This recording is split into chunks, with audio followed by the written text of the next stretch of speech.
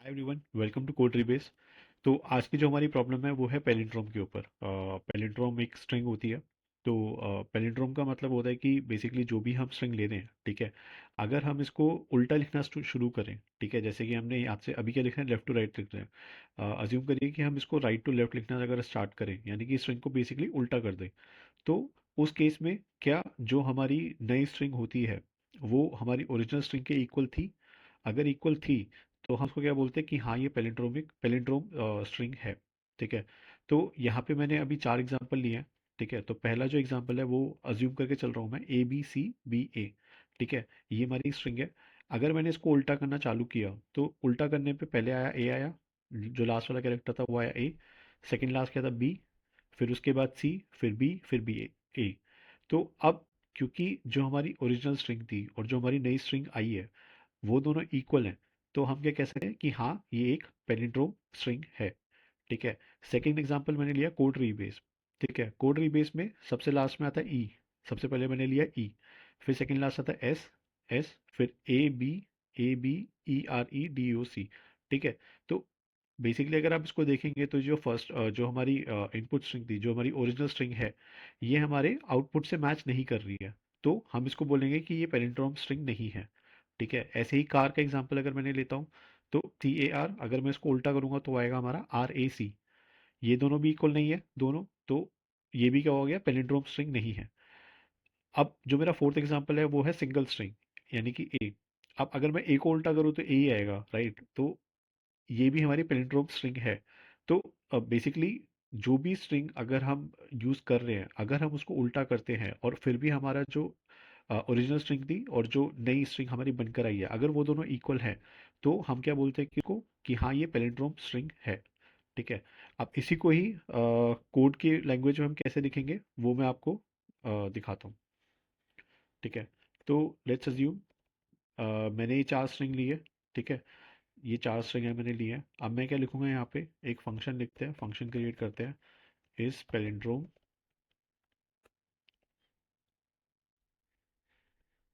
ठीक है, इसमें क्या जाएगी, स्ट्रिंग जाएगी ऑब्वियसली।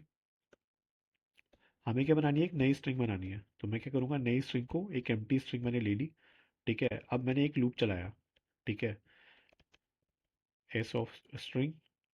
ठीक है, तो अब मैं क्या करूँगा, जो भी नहीं, मेरे को लूप चलाना है उल्टा।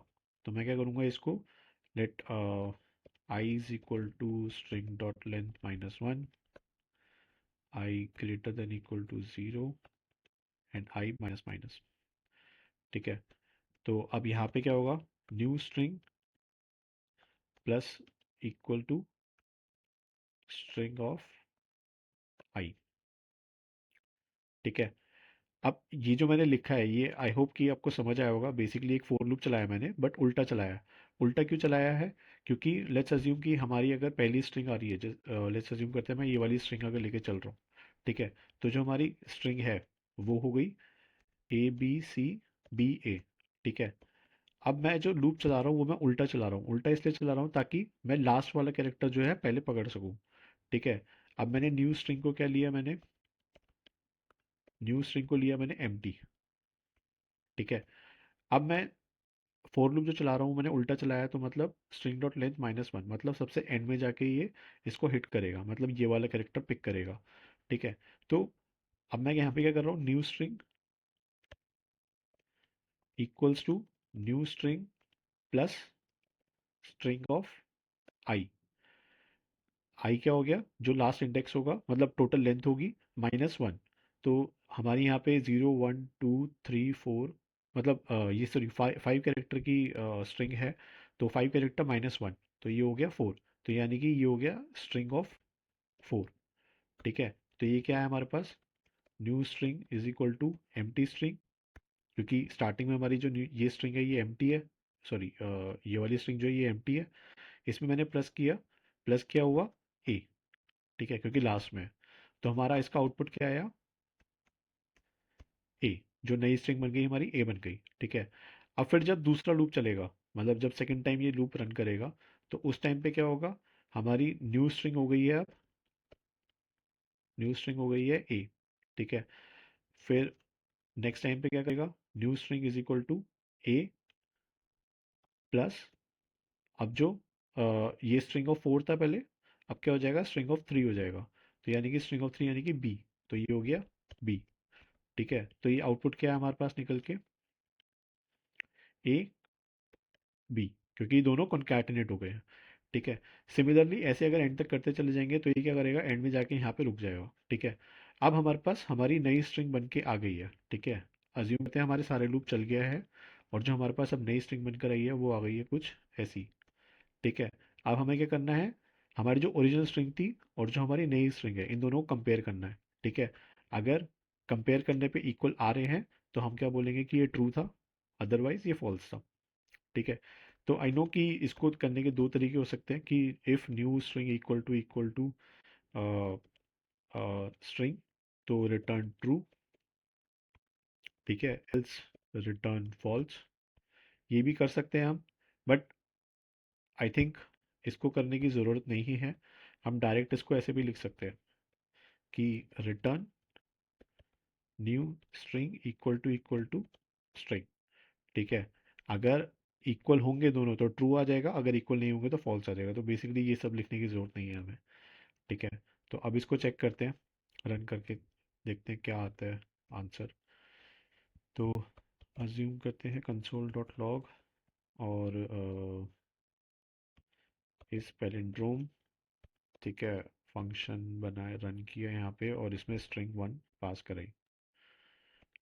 ठीक है, चेक करते हैं,